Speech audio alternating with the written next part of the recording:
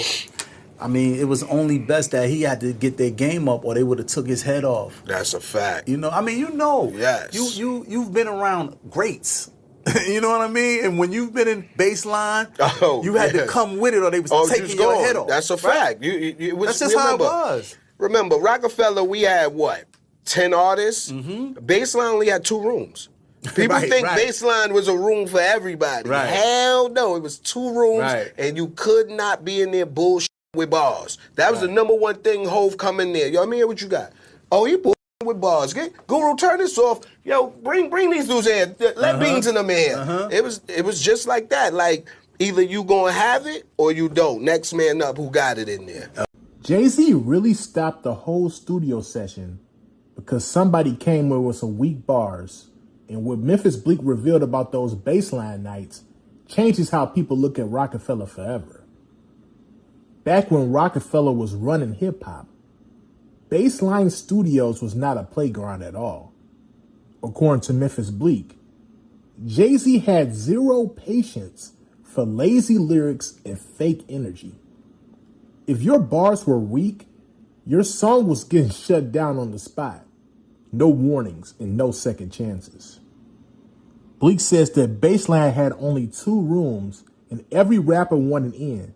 We talking about Beanie Siegel, Freeway, the whole State Property team. Everybody was fighting to prove they belonged. And if Jay-Z walked in and heard some trash lyrics, he would tell the engineer Guru to cut the record immediately and bring somebody else in.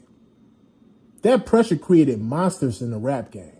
Now I'm about to let y'all hear this for yourselves. But before I do, I just need y'all to like, leave your thoughts down below in the comment section, and subscribe. Let's get into it. You just had so many different people, man, that were rocking in the 90s hip-hop. And we just feel like sometimes we don't get mentioned enough when it comes to 90s hip-hop. They don't even know, like, Eminem went to Newark and got a lot of his roots, too, from running around with the guys out there. A lot of people don't know that, too. They came to the outside. That's what I'm saying. They think all them flows came from 8 Mile. Half them shits came from Newark, New Jersey, too. Yeah, shout out to M, man. Yeah, definitely shout out M. He was definitely... show love, man. Always. And you know what I love about rap, man, that when you really into it, it ain't where you from, like they say. It's where you at, because he was a Detroit guy. That's right. And I heard more stories about him in Newark, New Jersey than I did in Detroit. That's right, man. Yup.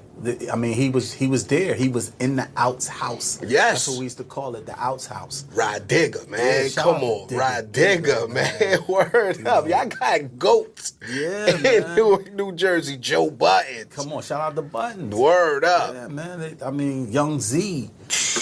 Like he was with them. You know what I'm saying? So, I mean, it was only best that he had to get their game up, or they would have took his head off. That's a fact. You know, I mean, Yes. You've been around greats.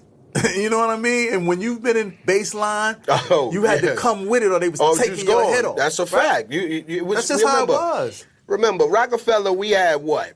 10 artists? Baseline only had 2 rooms.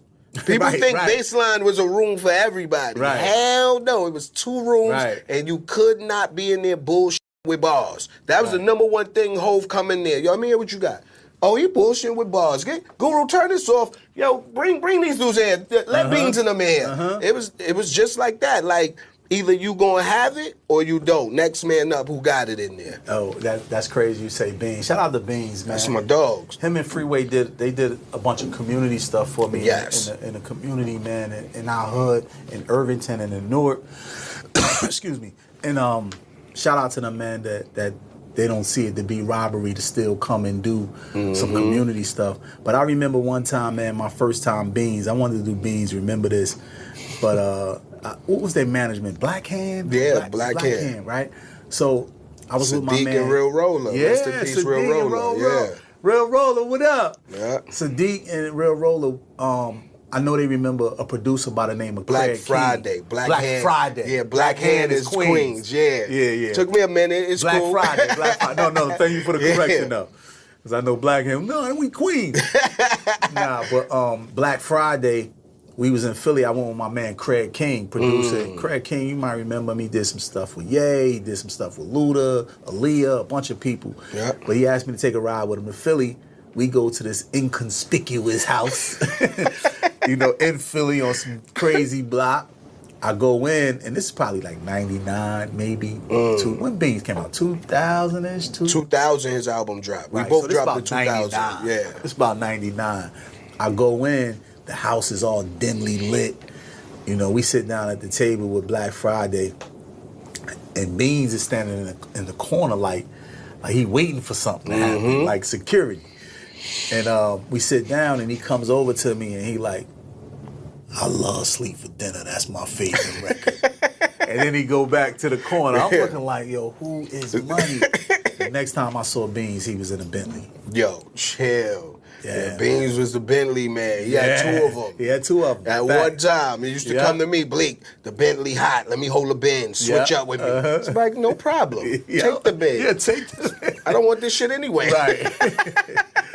What stands out most from this whole Memphis Bleek story is how much pressure actually built the foundation of greatness in hip-hop. When you really think about it, studios like Baseline were basically high-level talent incubators before anybody was talking about music industry strategy or a creator economy. Jay-Z creating that kind of environment shows why Rockefeller became a blueprint for artist development, brand building, and long-term music business success. That kind of competitive studio culture is one of the reasons Rockefeller Records helped generate hundreds of millions of dollars in lifetime music revenue and publishing value across its catalog.